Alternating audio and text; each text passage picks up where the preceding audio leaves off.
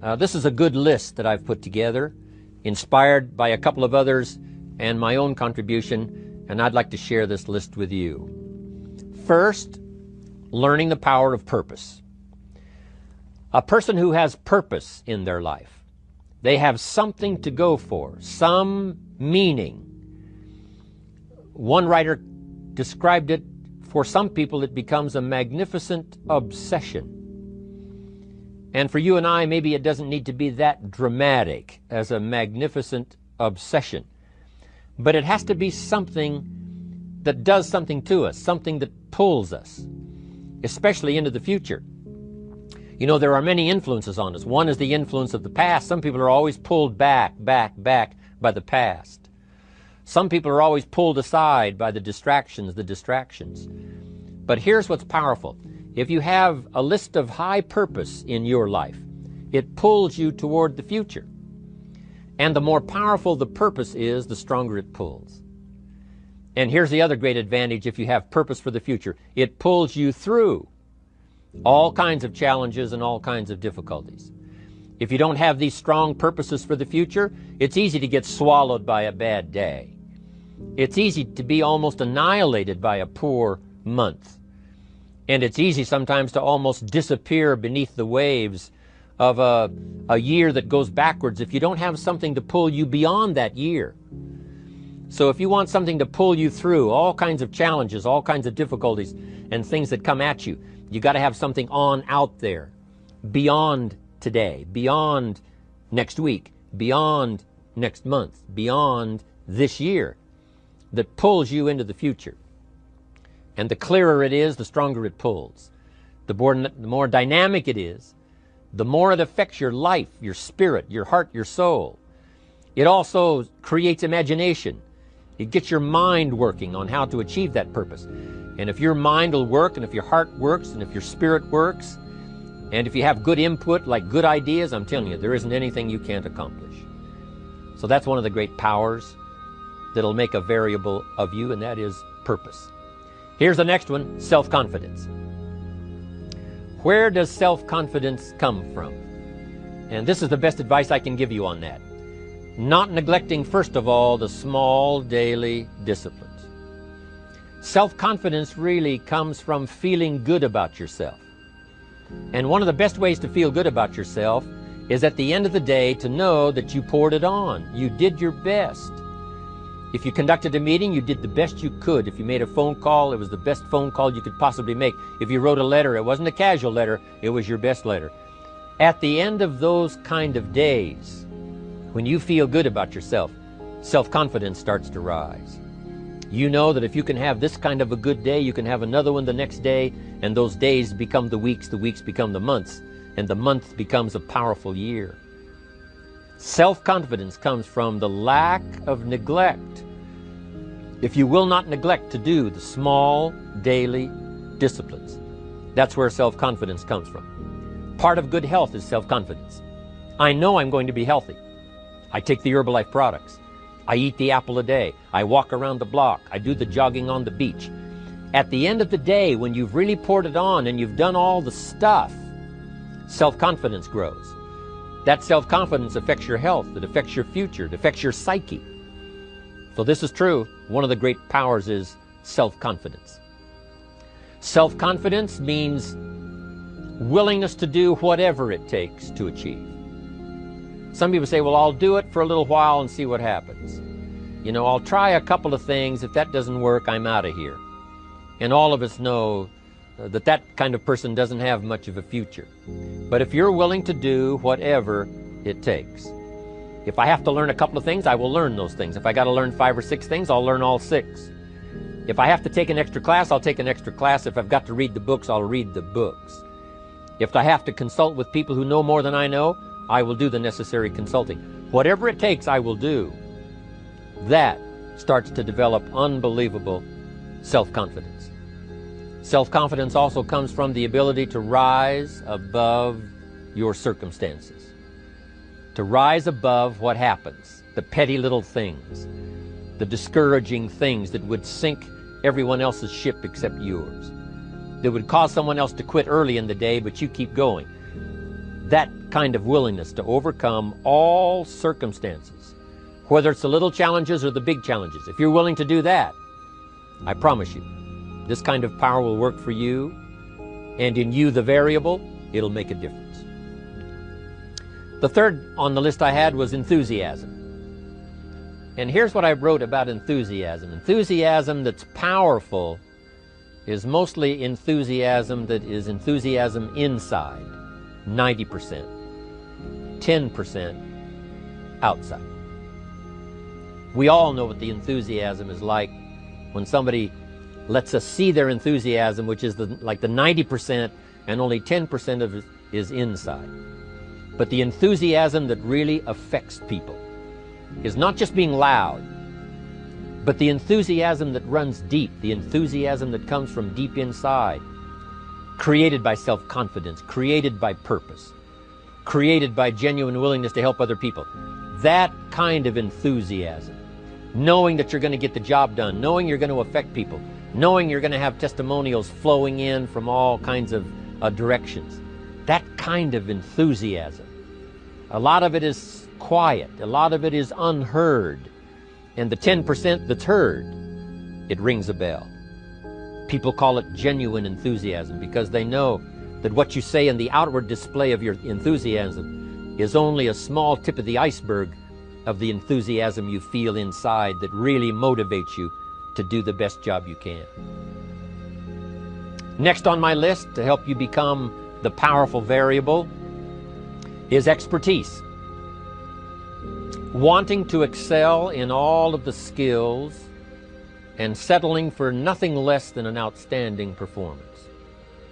If you're willing to be the best in your field, if you're willing to demand of yourself excellence in skills, to be the best that you can possibly be. In the training, do the best you possibly can. In doing a workshop, do the best you possibly can. Developing the skills of using your personality, developing the skills of language, developing the skills of influence, developing the skills of organizing. If you're willing to be an expert in all of the skills, Herbalife has the way for you to invest those skills and not only make a handsome living, not only make a lot of money, but if you would so desire and if it would be your purpose, a chance to make your fortune. Expertise, excellence in skills. Here was the next one on my list, making a powerful contribution to you, the variable, and that is preparation. Well prepared. And preparation, of course, involves a whole lot of things. A big share of our life is preparing, getting ready. When we go to the first grade in school, we're just preparing for the second grade. After we've finished 2 grades, the 2 grades prepare us for number 3. Sometimes it seems like a long, excruciating time. And the time will just seem like it'll never come when we can finally have the performance that we really want. But it takes time to prepare. It takes time to get ready. And the decisions you make in the preparation time, those are the decisions that last for a lifetime. Preparing to have a good day. It's that preparing, maybe the night before, maybe the couple of days before the day that you're going to put everything together. The preparation for a meeting means that you've taken it serious. The preparation for doing a workshop means you're serious about the workshop. You want to make the best contribution. That kind of preparation is important. But here's preparation that's very vital, and that is to prepare yourself for success. Life seemingly does not wish to waste success on the unprepared.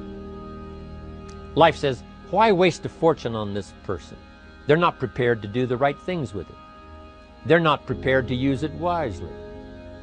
If a fortune was bestowed upon this unprepared person, it would probably be wasted. The people that could have been touched won't be touched. What could have been done won't be done because this fortune will have been wasted on the unprepared person.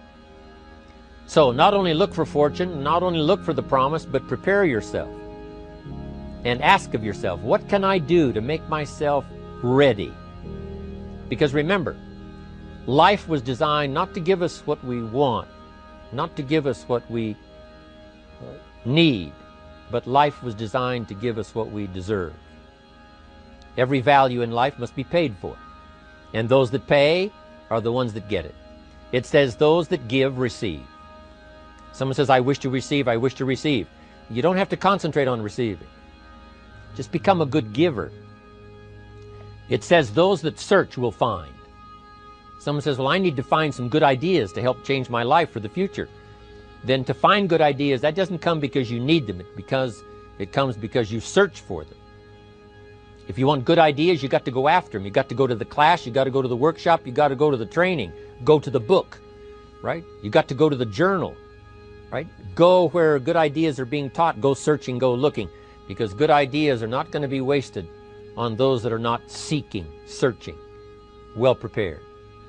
So, prepare yourself to be ready for fortune when it comes, to be ready for challenge when it comes, to be ready for opportunity when it comes. Opportunity comes along and passes by the person that is not well prepared. I want to prepare myself this year for next year. Yes, I wish to be effective this year, but I'm also thinking of ways, how could I be better? How could my ideas be more powerful? How could they be sharper, more clear? How could I reach some people next year that I perhaps can't reach this year? I haven't reached deep enough into my own soul to affect some people. Some people just pass by and say, hey, what a good speech. But how could I make it stronger than that, deeper than that, more powerful than that? I cannot be as powerful as I could be next year. You know, you can't go to the 10th grade in the 5th grade.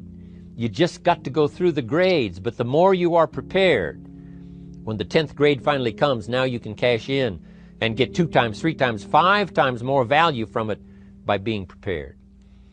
I want to do my best this year for Herbalife, but I also want to get ready for next year, 1999. And then when the year 2000 comes, at the turn of the century, I want to be well equipped by language, by instinct, by temperament, by personality, by influence, to really be valuable the year 2000, 2001, 2, 3, 4, 5. That's my goal. I'm sure it's your goal. Now here's the next one. There's great power in self-reliance. Self-reliance means you simply look mostly to yourself. It would be nice if someone just gave you this, gave you this, gave you this. It would be nice if everyone did their job exactly as they're supposed to do it. But here's what you've got to do. Primarily rely on yourself. Primarily say, I'm the person responsible. And I will learn the necessary skills so that I can help people learn their skills. If I need lots of people to do certain things to build my organization, that is what I must have. But I've got to be the final backstop. I've got to be the final one that people can rely on. So that if this is missed and this is missed, I can catch up. I can fill the gap. I can do the job. We have to do it when we conduct meetings. We have to do it when we conduct training. We have to do it when we're in a class of just a few. What someone might have missed, we're there to fill in. Self-reliance. Primarily, we're learning to count on yourself. So that you can do this, never complain and never explain. Here's the next key power, and that's image. There's many parts to image. The image that others see you as, the image you have with other people. And it's very important how other people see you. If they don't see you as a leader, chances are they won't pay attention. If they don't see you as being in control, chances are they won't have the trust. If they don't see you as knowing where you're going, what you want to accomplish, they probably won't follow. But if people can see you, if you have the image of someone that's in charge, in control of your life, your future, your destiny, in control of the situation, if they see that, that kind of image is powerful. It helps to win the day. It attracts other people. People want to be around people that are in control, that are powerful, but they know how to use their power. Influential, but they know how to use their influence. That kind of image is important. But here's a very important image, and that is your image of yourself. self. The way you dress, the way you talk, the way you think, your capacity for learning, all of that is an important image that you have of yourself.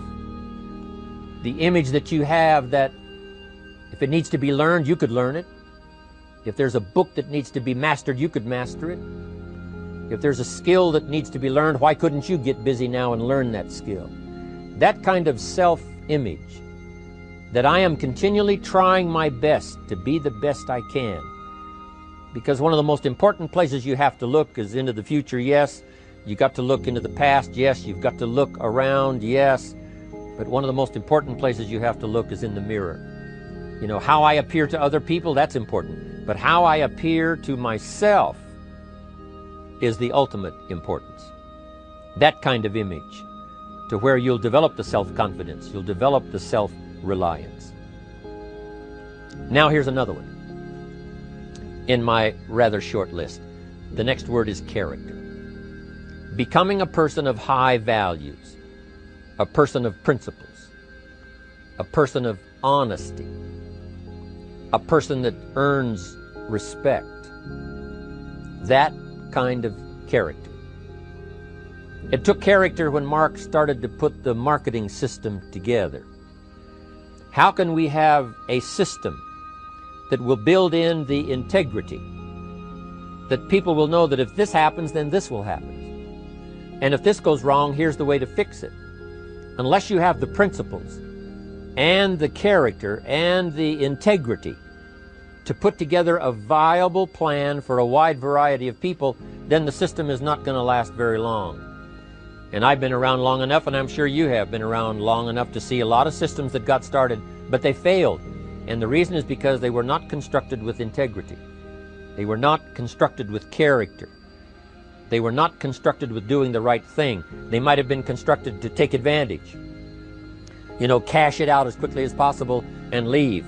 Mark was involved when others took advantage of him all those years ago before Herbalife. When someone took advantage and didn't have the character, didn't have the principles, and didn't have the character to stay, the character to see it through, the character to do the right thing.